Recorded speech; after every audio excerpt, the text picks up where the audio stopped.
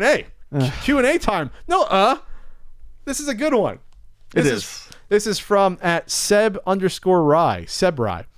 If you could only use one system for the rest of your life, what would it be? PCs count, but you have to name a specific model or era. So my PC rule is this. It's like Price is Right rules. You can't go over. So that means like, yeah, I can play 1980s games on my current PC. That's not the rules. They have to be current generation PC games if you pick the PC. That's my rules for this. Like we'll just say within a 5-year period. That's fine. I'm not picking a PC. Okay, I was say that's fair, right? That's fair. That's fair. Yeah. Otherwise, you can play 40 years of PC games. Right, it's cheating. Yeah. I can easily narrow it down to two systems. It would either be Game Boy or it would be PC Engine. With PC Engine, I'm going to allow CD Unit. I mean, if you collect PC Engine, that is the PC Engine. It's technically a different platform, but I'll allow it. Okay. Fine, then PC Engine Duo R. That's one platform. Okay, I'll allow it.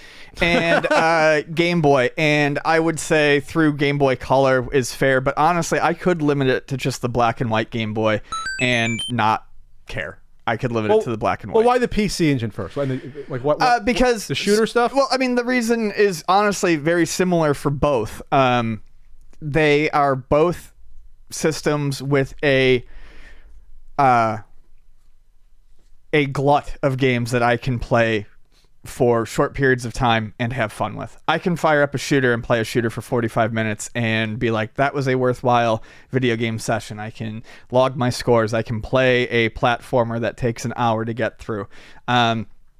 They are simple games that I can turn on to immediately kind of quell or quench the thirst to play a game. If I want to play a game, Game Boy, easy. Turn it on. Play Burger Time. Done. Turn on the PC Engine. Play Gate of Thunder. Done.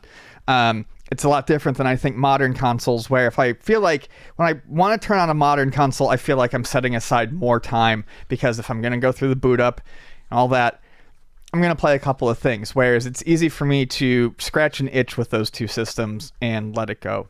For PC Engine specifically, yeah, it's all the shooters. It's all the shooters, and there's a lot of Mahjong games. So it has a high concentration of games that I actively like, and it's got some of my favorite shooters on it. Game Boy has just tons of different games, lots of pick up and play stuff, and has the positive of being portable, which is great. And I do a lot of, not so much now, but in the past, most of my video game playing was done on a portable. So it's really tough for me to pick between those two. Gotta pick one, Ian. You gotta pick one. I think I would probably I would probably pick PC Engine. Wow. It's hard. Because if I don't, then I have no console for the TV. I have no option for multiplayer and playing games with friends. Get that link. You can play F1 Race or True. Baseball 2000. But I would be giving up portable games. But when I think about it, I actually have a tough time playing games on like an airplane and things like that. I usually read instead of play games. You're thinking about the portability. I'm thinking about all things here, and things like RPG games, which I would be missing. I mean, there's some simple RPGs on both those systems, but I have tabletop RPGs if I want like a bigger experience. So I'm not really losing that. And I've already said I can't play a lot of long games. I think PC Engine. This says one system. I wonder if they're trying to cheat, saying, well, if I get a Game Boy Color, I can play all the Game Boy Black and White as well. To me, that's cheesy, though. That's cheating, doing that. Because then you can say, well, I can get a GBASP, and I can play 3 different systems on it. Yeah, that's too cheesy to me. So you got to pick one. I don't care if you pick the original clunky. Obviously, you probably want to go for a Game Boy Pocket. This is actually more portable, and it looks better than the green. Unless you're partial to the green and black versus the... I'd just backlight and modify a DMG. Oh, you're allowed to do all this? Okay. Okay. I thought about this long and hard, because to me this is a different question. If it's just console, I actually have a go-to one, and it might not be the NES, believe it or not, if it was a go-to one. It's like 50-50. But being that it's everything, I am going with, we'll just say, a Pentium Windows 95 PC. There you go. That's what I would go with, because when I look back and in terms of probably the most I was ever dedicated to one gaming platform at one time, it was that.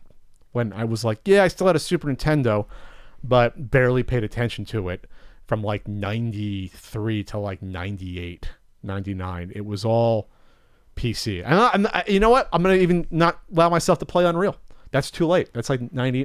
That's too late. We'll say the cutoff is like 96.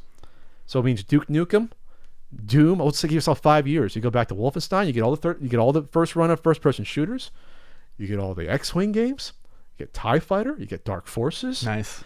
You get all the LucasArts point-and-click games that were still very successful up until the mid-90s. You get all the Sierra stuff, the later Sierra ones. You get like the later Leadership Ladders. You get the later Space Quest games. I think Space Quest 4, 4 came out early 90s, which is like my favorite one. Well, 3 kind of is, but that misses a cut. If I cut off around 90. You get Civilization 1 and 2. And 2 was one of my favorite games of all time. So you get, to me, the biggest variety. You get Wing Commander. You get Privateer 2, which I love Privateer 2.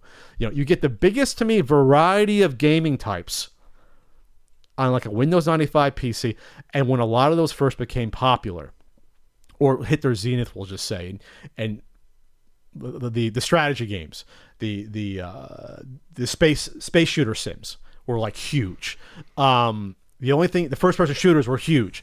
The only thing you didn't get were probably like your action platformers. The 2D platformers were still not really a thing then. But you get everything else. It really wasn't until like the indie era that we actually started to see like normal. I mean, yes, there was your Keens, but those are your exceptions to the rule. The platforming did not really exist on the PC. And you get their charming but short-lived, like you get the full motion video adventure games with Tia Carrera and the ones with nudity, Phantasmagoria. You get stuff like you get like so many, and you get genres that stopped right there, like those stopped. There was never like Phantasmagoria on the PS2, like that stuff stopped. That was a moment in time, I'd say, the mid-90s PC where that to me was the zenith of all these, or at least like the golden age to me of like PC gaming. If there was a golden age of PC gaming, that was it. Those are games you can only get on the PC by and large.